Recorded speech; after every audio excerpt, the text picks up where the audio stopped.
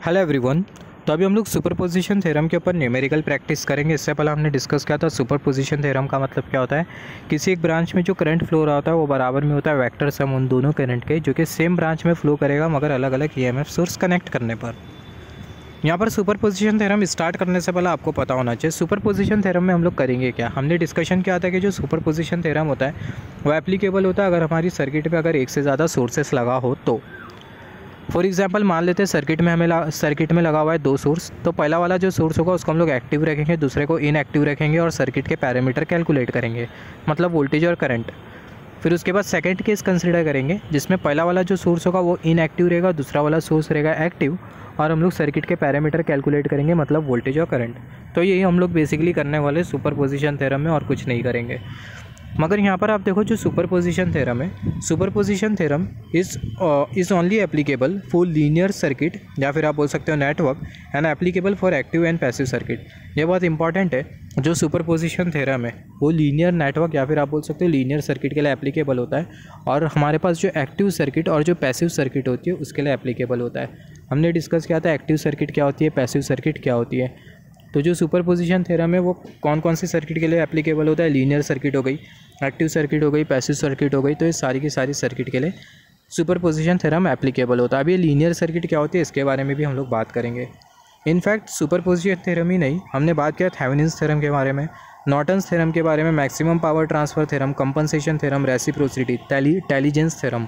तो ये सारे के सारे जो थ्योरम्स है, ये सारे के सारे जो थ्योरम्स है वो लीनियर नेटवर्क के लिए एप्लीकेबल होते हैं। All this theorem is applicable only for linear network. अभी लीनियर नेटवर्क क्या होता है इसके बारे में भी हम लोग बात करेंगे, लीनियरिटी के बारे में इन डेप्थ डिस्कशन करेंगे सिग्नल सिस्टम में। तो लीनियर सर्किट ऐसी सर्किट होती है जो कि लीनियरिटी को फॉलो करती है। लीनियर सर्किट आर दो सर्किट विच फॉलोज लीनियरिटी। अगर लीनियरिटी को अगर फॉलो कर रही है तो ऐसे केस में जो सर्किट है वो होमोजेनिटी और जो एडिटिविटी प्रॉपर्टी है उसको भी सेटिस्फाई करेंगी। लीनियरिटी का मतलब क्या होता है इसके बारे में हम लोग इन डेप्थ डिस्कशन करेंगे और ऑलरेडी हमने कर चुके हैं इसके बारे में। बेसिक हमने थोड़ा डिस्कशन किया था लीनियरिटी के बारे में। अगर हमें सर्किट के वोल्टेज और करंट के बीच का ग्राफ अगर कुछ इस तरीके से मिल रहा है कि एक स्ट्रेट लाइन है जो कि ओरिजिन से पास हो रही है तो ऐसे केस में हमारी जो सर्किट होती है वो कौन सी सर्किट होती है, लीनियर सर्किट होती है। तो आप लीनियरिटी को आप इससे रिलेट कर सकते हो। सिमिलरली होमोजेनिटी और एडिटिविटी का मतलब क्या होता है इसके बारे में अभी हम लोग बात करेंगे। तो ये स्टेटमेंट आपको ये बोल रहा है कि जो लीनियर सर्किट होती है वो एक ऐसी सर्किट होती है जो कि लीनियरिटी को फॉलो करती है और अगर कोई सर्किट अगर लीनियरिटी को फॉलो कर रही है तो इसका मतलब वो जो सर्किट है होमोजेनिटी और जो एडिटिविटी जो प्रॉपर्टी है उसको सेटिस्फाई करेंगी। तो यहाँ पर ये होमोजेनिटी का मतलब क्या होता है इसके बारे में हम लोग बात कर लेते हैं। यहाँ पर ये हमने कंसिडर किया ये है सर्किट। इस सर्किट में हमने दिया इनपुट एक्स ऑफ टी और जो आउटपुट है वो है वाई ऑफ टी। किसी भी सर्किट में हम लोग जो इनपुट जो देते हैं उसको हम लोग शो करते हैं एक्स ऑफ टी से और जो आउटपुट है उसको हम लोग शो करते हैं वाई ऑफ टी से। जो एक्स ऑफ टी है वो है क्या, ये इनपुट, और जो वाई ऑफ टी है ये क्या है, ये है आउटपुट। तो होमोजेनिटी प्रॉपर्टी के अकॉर्डिंग अगर आप इनपुट में अगर कांस्टेंट ए को मल्टीप्लाई कर रहे हो और आउटपुट में भी आपका कांस्टेंट ए मल्टीप्लाई हो जा रहा है तो इसका मतलब आपकी जो सर्किट है होमोजेनिटी प्रॉपर्टी को सेटिस्फाई कर रही है। जैसे फॉर एग्जांपल यहाँ पर हमने कंसिडर किया कांस्टेंट जो कि ए। यहाँ पर ये जो सर्किट है इसका जो इनपुट है वो एक्स ऑफ टी। या एक्स ऑफ टी को अगर हम लोग ए के साथ मल्टीप्लाई करें, एक्स ऑफ टी को ए के साथ मल्टीप्लाई करें और अगर वाई ऑफ टी भी अगर ए के साथ मल्टीप्लाई हो जाए, आउटपुट भी अगर ए के साथ मल्टीप्लाई हो जाए तो इसका मतलब आपकी जो सर्किट है वो किसको सेटिस्फाई कर रही है, होमोजेनिटी को सेटिस्फाई कर रही है। होमोजेनिटी प्रॉपर्टी का मतलब ये होता है अगर सर्किट के इनपुट में आप अगर कोई कांस्टेंट मल्टीप्लाई कर रहे हो और आउटपुट में भी बाय डिफ़ॉल्ट कांस्टेंट मल्टीप्लाई हो जा रहा है तो इसका मतलब क्या, आपकी जो सर्किट है होमोजेनिटी को सेटिस्फाई कर रही है। सिमिलरली यहाँ पर डिस्कस कर लेते हैं एडिटिविटी का मतलब क्या होता है। एडिटिविटी का मतलब क्या होता है, यहाँ पर ये हमने कंसिडर किया ये है सर्किट 1 और यहाँ पर ये हमने कंसिडर किया ये है सर्किट 2। ये वाले एग्जांपल से आप समझो एक्स ऑफ टी क्या होता है इनपुट और वाई ऑफ टी क्या होता है आउटपुट। सर्किट में हमने दिया इनपुट x1 ऑफ टी, उसके करस्पॉन्डिंग हमें आउटपुट मिला y1 ऑफ टी। सर्किट में हमने दिया इनपुट x2 ऑफ टी, उसके करस्पॉन्डिंग हमें आउटपुट मिला y2 of T. x1 of T और x2 ऑफ टी अगर हम लोग सर्किट में साइमल्टेनियसली दे दें तो हमें मिल जाएगा x1 of T plus x2 of T. और अगर हमें आउटपुट ये दोनों आउटपुट का अगर हमें सम मिल रहा है मतलब y1 of T plus y2 of T, इसका मतलब जो सर्किट है वो कौन सी प्रॉपर्टी को सेटिस्फाई कर रही है, एडिटिविटी प्रॉपर्टी को सेटिस्फाई कर रही है। जैसे फॉर एग्जांपल अगर हम लोग देखें यहाँ पर ये circuit number 1, circuit number 2, circuit number 3, यहाँ पर ये दोनों सर्किट को ही मिला के हमने ये सर्किट नंबर 3 बना दी। यहाँ पर ये सर्किट नंबर 1 में हमने इनपुट दिया x1 ऑफ टी, तो इसके करस्पॉन्डिंग सर्किट हमें आउटपुट दे रही है y1 ऑफ टी। ये सर्किट नंबर 2 में हमने दिया इनपुट x2 ऑफ टी, इसके करस्पॉन्डिंग सर्किट हमें आउटपुट दे रही है y2 ऑफ टी। सर्किट में अगर हम लोग x1 ऑफ टी और x2 ऑफ टी इनपुट अगर हम लोग साइमल्टेनियसली दें x1 of T plus x2 of T, तो ये जो सर्किट है वो हमें आउटपुट दे रही है y1 of T plus y2 of T. और ये जो y1 ऑफ टी और y2 ऑफ टी है ये पहली वाली सर्किट और ये दूसरे वाले सर्किट का जो आउटपुट है उसका अलजेब्रिक सम है, तो y1 of T plus y2 of T. तो ऐसे केस में जो सर्किट है उसको हम लोग बोलेंगे कि जो सर्किट है वो एडिटिविटी प्रॉपर्टी सेटिस्फाई कर रही है। किसी सर्किट को हमने दिया इनपुट x1 ऑफ टी, उसके करस्पॉन्डिंग आउटपुट मिल रहा है y1 ऑफ टी। सर्किट को हमने दूसरा इनपुट दिया x2 ऑफ टी, उसके करस्पॉन्डिंग हमें दे रहा है आउटपुट मिल रहा है y2 ऑफ टी। अगर हम लोग ये दोनों इनपुट का अगर हम लोग सम एक ही साथ प्रोवाइड करते हैं और आउटपुट अगर हमें ये दोनों इंडिविजुअल आउटपुट का सम मिले, तो ऐसे केस में जो सर्किट है वो किसको सेटिस्फाई कर रही है, जो सर्किट है वो एडिटिविटी प्रॉपर्टी को सेटिस्फाई कर रही है। तो इसी को हम लोग बेसिकली बोलते हैं एडिटिविटी प्रॉपर्टी, और यही होती है लीनियरिटी प्रॉपर्टी। अगर कोई सर्किट अगर लीनियर सर्किट होती है तो इसका मतलब जो सर्किट है वो एडिटिविटी प्रॉपर्टी और जो होमोजीनिटी प्रॉपर्टी है उसको क्या करेंगी, सेटिस्फाई करेंगी। तो एग्जाम्पल कंसिडर कर लेते हैं सुपरपोजिशन थ्योरम के ऊपर। यहाँ पर आप देखो, यहाँ पर हमें सर्किट दिखाई दे रही है। यहाँ पर ये वोल्टेज सोर्स, इसकी जो वैल्यू है वो 8 वोल्ट। यहाँ पर ये करंट सोर्स, इसकी जो वैल्यू है वो है 2 एम्पियर। यहाँ पर ये 5 ओम का रेसिस्टेंस और यहाँ पर ये 4 ओम का रेसिस्टेंस। यहाँ पर ये जो रेसिस्टेंस है इसके अक्रॉस जो वोल्टेज ड्रॉप है इसको हमने कंसिडर कर लिया V। यहाँ पर आपको क्या कैलकुलेट करना है, जो V जो वोल्टेज है उसको आपको कैलकुलेट करना है। तो यहाँ पर आप देखो आपको 2 सोर्स दिखाई दे रहे हैं, पहला वाला सोर्स और दूसरा वाला सोर्स। तो हम लोग क्या करेंगे, सबसे पहला दूसरा वाला जो सोर्स होगा इसको हम लोग हटा देंगे। जो करंट सोर्स होता है इसको हम लोग क्या कर देते हैं, ओपन कर देते हैं, और जो वोल्टेज सोर्स होता है उसको हम लोग कर देते हैं शॉर्ट। तो जो करंट सोर्स है इसको हम लोग क्या करते हैं कि ओपन कर देंगे। बहुत इंपॉर्टेंट है, करंट सोर्स को हम लोग कर देते हैं ओपन और जो वोल्टेज सोर्स है इसको हम लोग कर देते हैं शॉर्ट। ये हमने थेवेनिन्स थ्योरम में भी पढ़ा था। थेवेनिन्स रेसिस्टेंस कैलकुलेट करने के लिए वोल्टेज सोर्स हो जाता है शॉर्ट और जो करंट सोर्स है वो क्या हो जाता है, ओपन हो जाता है। बहुत इंपॉर्टेंट है, जितने जो इंपॉर्टेंट पॉइंट है आप इसको नोट डाउन कर लो। अगर आपको ये इंपॉर्टेंट पॉइंट्स से अगर क्लियर नहीं होते तो ऐसे केस में आप न्यूमेरिकल नहीं सॉल्व कर पाओगे बिल्कुल भी। तो ये जो दूसरा वाला जो सोर्स है करंट सोर्स, इसको हम लोग क्या कर देंगे, इसको हम लोग ये पहला वाला सोर्स और यहाँ पर ये दूसरा वाला सोर्स, दूसरा वाला जो सोर्स है इसको हम लोग इनएक्टिव कर देंगे। इसका मतलब ये दूसरा वाला जो करंट सोर्स हमें जो दिखाई दे रहा है इसको हम लोग कर देंगे ओपन। तो इसको अगर हम लोग ओपन करते हैं तो जो फिगर होगी वो हमें कुछ इस तरीके से मिलेगी। यहाँ पर आप देखो जो रेसिस्टेंस है इसके अक्रॉस जो वोल्टेज होगा इसको हम लोग कैलकुलेट कर सकते हैं with the help of voltage division rule. Voltage division rule apply करें तो ये रेसिस्टेंस के अक्रॉस जो वोल्टेज होगा बराबर में होगा।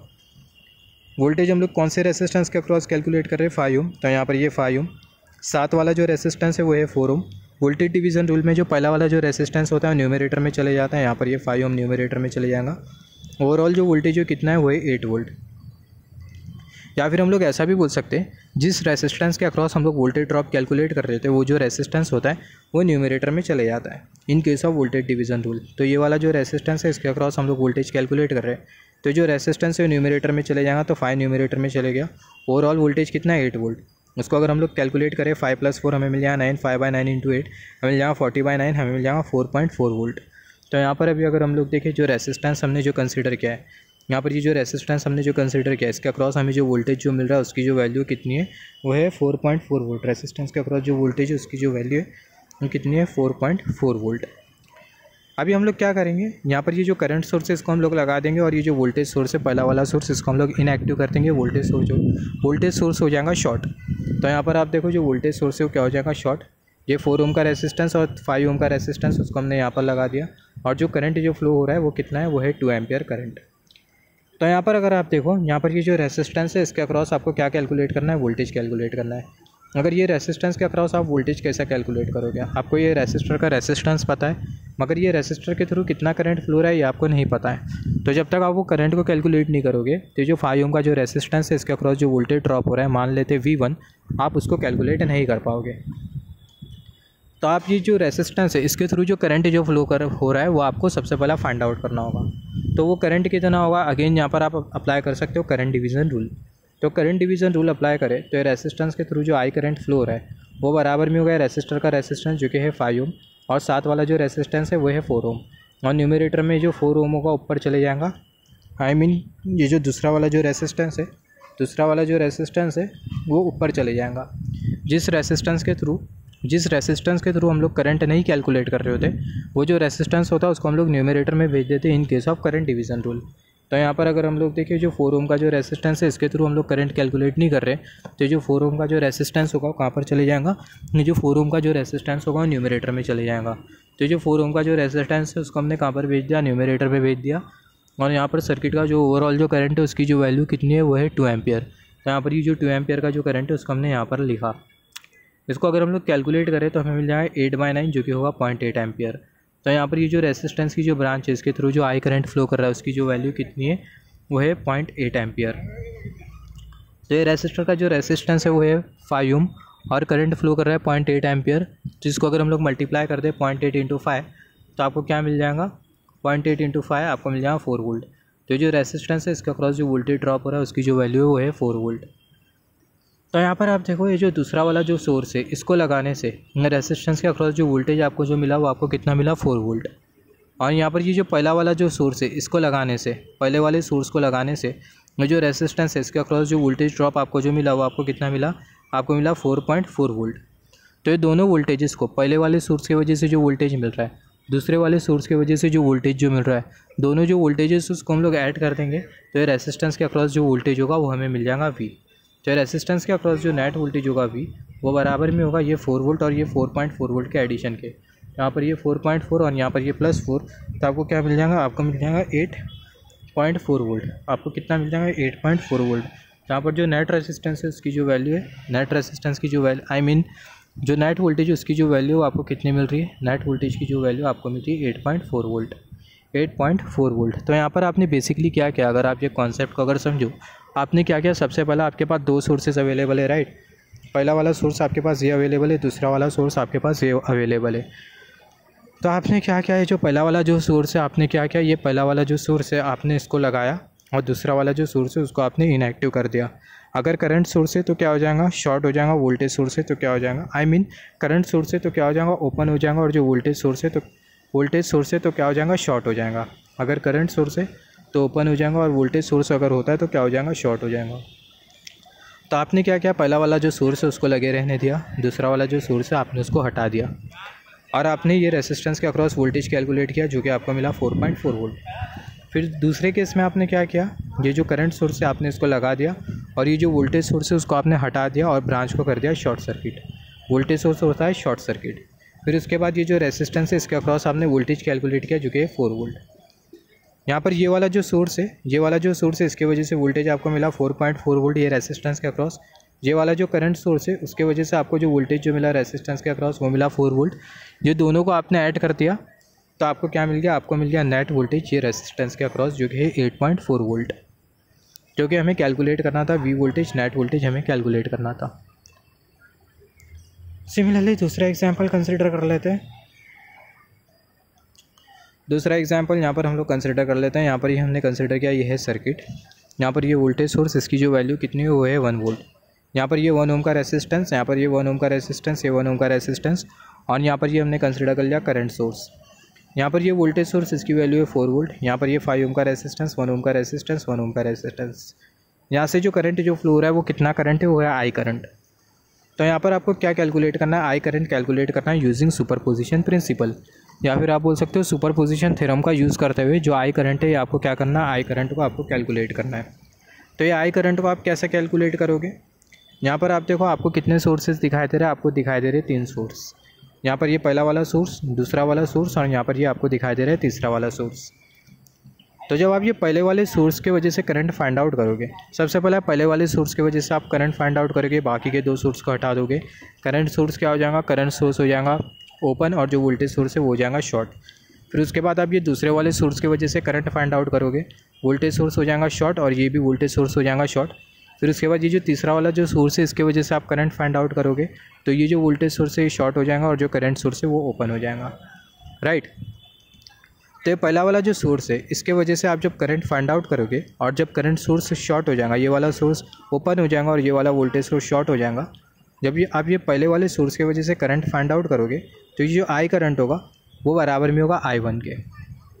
या फिर आप ऐसा बोल सकते हो, जब आप ये पहले वाले सोर्स की वजह से करंट फाइंड आउट करोगे तो यहाँ से I1 करंट फ्लो होगा। जब आप ये दूसरे वाले सोर्स की वजह से करंट फाइंड आउट करोगे तो यहाँ से I2 करंट फ्लो होगा। जब आप ये तीसरे वाले सोर्स की वजह से करंट फाइंड आउट करोगे तो यहाँ से I3 करंट फ्लो होगा। तो पहले वाले सोर्स की वजह से I1 करंट फ्लो होगा, दूसरे वाले सोर्स की वजह से I2 करंट फ्लो होगा, तीसरे वाले सोर्स की वजह से I3 करंट फ्लो होगा, और ये तीनों करंट का जो सम होगा वही बराबर में होगा I करंट के।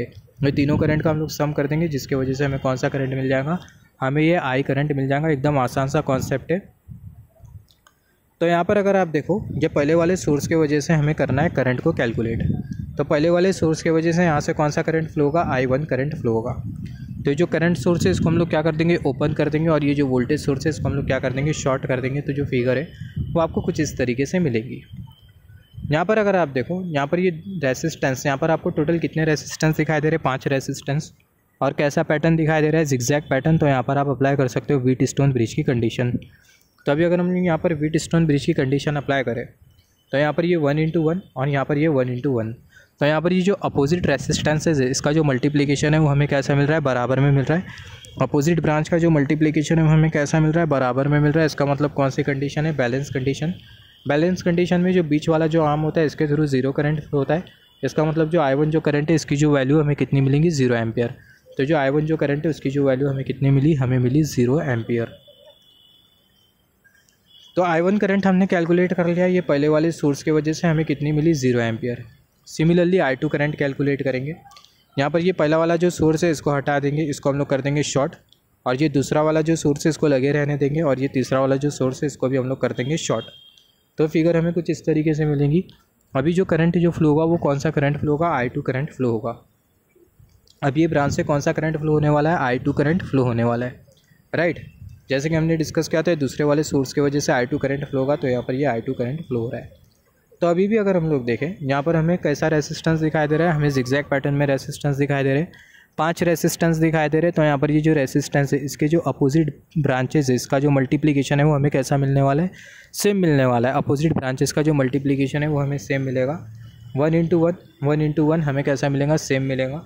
तो इसका मतलब अभी भी ये जो बीच वाली जो ब्रांच है इसके थ्रू 0 करंट फ्लो होगा। इसका मतलब जो I2 जो करंट है इसकी जो वैल्यू हमें कितनी मिलेंगी, 0 एम्पियर।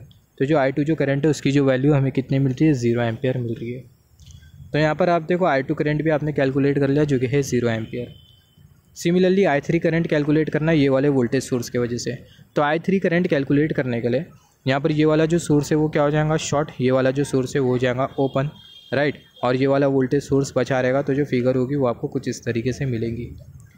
यहाँ पर अभी आप देखो, अभी यहाँ पर आप कंसिडर कर सकते हो पॉइंट, यहाँ पर आपको वोल्टेज सोर्स बेसिकली दिखाई दे रहा है। तो ये वोल्टेज सोर्स की वजह से कुछ ना कुछ करंट फ्लो होगा।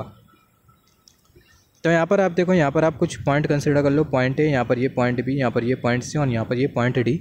अगर हम लोग व्हीटस्टोन ब्रिज का नेटवर्क बनाए तो हमें कुछ इस तरीके से मिलेगा। यहाँ पर ये पॉइंट है, और यहाँ पर ये पॉइंट बी, यहाँ पर ये पॉइंट सी, और यहाँ पर ये पॉइंट डी। तो यहाँ पर अगर हम लोग देखें, पॉइंट और पॉइंट बी के बीच में एक वोल्टेज सोर्स है और एक रेसिस्टेंस, और रेसिस्टेंस की वैल्यू है 5 ओम। तो पॉइंट ए और पॉइंट बी दोनों के बीच में एक वोल्टेज सोर्स कनेक्टेड है, वैल्यू है 4 वोल्ट, और यहाँ पर एक रेसिस्टेंस है जिसकी वैल्यू है 5 ओम।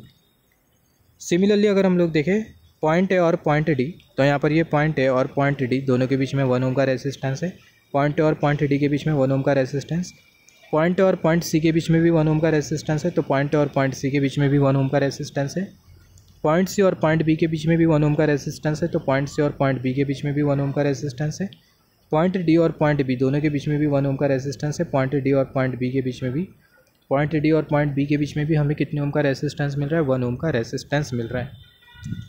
तो यहाँ पर अभी अगर हम लोग देखें, यहाँ पर अगर आप अपोजिट रेसिस्टेंसेस का मल्टीप्लिकेशन कंसिडर करो, 1:1, तो अपोजिट ब्रांचेस का जो मल्टीप्लिकेशन है वो आपको कैसा मिल रहा है, आपको मिल रहा है इक्वल। इसका मतलब कौन सी कंडीशन है, बैलेंस कंडीशन है। तो बैलेंस कंडीशन में जो बीच वाली जो ब्रांच होगी इसके थ्रू 0 करंट फ्लो होगा, राइट। अभी यहाँ पर ये वाला रेसिस्टेंस और ये वाला रेसिस्टेंस आ गए सीरीज़ में। जब भी बैलेंस कंडीशन मिलेंगी रेसिस्टेंसेस आ जाएंगे सीरीज़ में, और ये वाला रेसिस्टेंस और ये वाला रेसिस्टेंस कैसे आ गए, सीरीज़ में।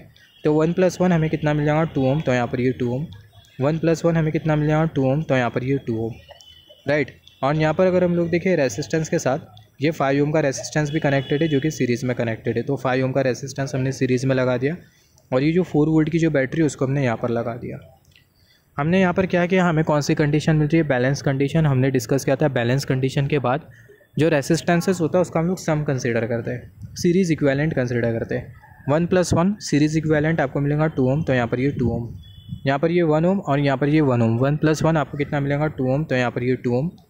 और यहाँ पर ये जो 5 ओम का जो रेसिस्टेंस है उसको हमने यहाँ पर कंसिडर किया, और ये जो 4 वोल्ट का जो वोल्टेज सोर्स है उसको हमने यहाँ पर कंसिडर किया। अभी अगर हम लोग देखें जो I3 जो करंट है वो ये वाली ब्रांच से फ्लो आता है वोल्टेज सोर्स से होते हुए 5 ओम के थ्रू। सिमिलरली यहाँ पर भी हम लोग देख सकते हैं I3 करंट ये वोल्टेज सोर्स से होते हुए 5 ओम के थ्रू, राइट। जैसे कि हमने डिस्कस किया, ये क्या आता है तीसरा वाला जो वोल्टेज सोर्स है इसकी वजह से I3 करंट फ्लो होगा, तो यहाँ से I3 करंट फ्लो होगा, राइट। तो यहाँ पर ये 4 ओम और 4 वोल्ट और 5 ओम के रेसिस्टेंस के बीच I3 करंट फ्लो होगा। तो यहाँ पर अगर हम लोग देखें हमने शो किया कुछ इस तरीके से I3 करंट, राइट। सिमिलरली यहाँ पर भी आप देखो, यहाँ पर हमने I3 करंट वोल्टेज सोर्स और 5 ओम के बीच में, सिमिलरली यहाँ पर ये 4 वोल्ट का वोल्टेज सोर्स और 5 ओम के बीच में कुछ इस तरीके से I3 करंट फ्लो होगा। अभी I3 करंट कितना होगा, यहाँ पर ये 5 ओम और ये 2 ओम दोनों कनेक्टेड है सीरीज़ में। यहाँ पर आपको फाइंड आउट करना होगा total resistance upon total voltage. Total voltage तो आपको पता है जो कि है 4 वोल्ट, तो टोटल रेसिस्टेंस कैलकुलेट करने के बाद टोटल वोल्टेज तो आपको पता ही है, तो आपको क्या मिल जाएगा, आपको मिल जाएगा टोटल करंट। I3 करंट आपको मिल जाएगा जिसको हम लोग बोल रहे हैं टोटल करंट। तो यहाँ पर ये 5 ओम 2 ओम जो आपको कैसा दिखाई दे रहा है 7 ओम, यहाँ पर ये 5 ओम और 2 ओम इसका सीरीज़ इक्विवेलेंट कंसिडर करें तो हमें मिलेगा 7 ओम। और यहाँ पर ये 2 ओम का रेसिस्टेंस हमने पैरेलल लगा दिया, यहाँ पर ये 4 वोल्ट का वोल्टेज सोर्स हमने यहाँ पर लगा दिया। लूप में कितना करंट फ्लो रहा है, I3 करंट फ्लो रहा है। यहाँ पर ये 2 ओम और 7 ओम इसका हमें कंसिडर करना है पैरेलल इक्विवेलेंट, तो मिल जाएगा 7 पैरेलल 2, 7 इंटू 2 7 प्लस 2 हमें मिल जाएगा 14/9, मिल जाएगा 1.5 ओम। तो इसका हमें जो पैरेलल इक्विवेलेंट जो मिलेगा इसकी जो वैल्यू होगी वो होगी 1.5 ओम। तो पैरेलल इक्विवेलेंट की जो वैल्यू वो है 1.5 ओम। और यहाँ पर ये जो 4 वोल्ट का जो वोल्टेज सोर्स है उसको हमने यहाँ पर लगा दिया। यहाँ पर ये लूप में जो I3 जो करंट फ्लो रहा है बराबर में होगा V/R के। V की जो वैल्यू कितनी है वो है 4 वोल्ट, R की वैल्यू 1.5 ओम, I3 जो करंट है उसकी जो वैल्यू हमें कितनी मिलेंगी, हमें मिलेंगी 2.6 एम्पियर। तो यहाँ से हमने I3 करंट को भी कैलकुलेट कर लिया। I3 करंट की जो वैल्यू हमें कितनी मिल रही है, हमें मिल रही है 2.6 एम्पियर। तो हमने I3 करंट कैलकुलेट किया, इसकी जो वैल्यू है वो है 2.6 एम्पियर। I2 करंट हमने कैलकुलेट किया, वैल्यू है 0 एम्पियर। I1 करंट की जो वैल्यू है वो भी है 0 एम्पियर। तो जो नेट करंट होगा I वो बराबर में होगा I1 plus I2 plus I3 की। I1 की वैल्यू 0, I2 की वैल्यू 0, I3 की वैल्यू 2.6 एम्पियर। तो जो करंट होगा उसकी जो वैल्यू कितनी होगी वो होगी 2.6 एम्पियर। तो यहाँ पर अभी अगर हम लोग देखें हमें ये करंट फाइंड आउट करना था I करंट को हमने कैलकुलेट किया। I करंट की जो वैल्यू हमें कितनी मिली, हमें मिली 2.6 एम्पियर। तो यहाँ पर अभी अगर हम लोग देखें जो I करंट है उसकी जो वैल्यू हमें कितनी मिली, हमें मिली 2.6 एम्पियर। यहाँ पर अभी अगर हम लोग देखें ये जो सुपरपोजिशन थ्योरम है इससे रिलेटेड बहुत सारे पॉइंट है जो कि हमें नोट डाउन करना होगा। जैसे for example superposition theorem is applicable to find voltage and current. Superposition theorem के हल से हम लोग वोल्टेज और करंट फाइंड आउट कर सकते हैं मगर पावर फाइंड आउट नहीं कर सकते।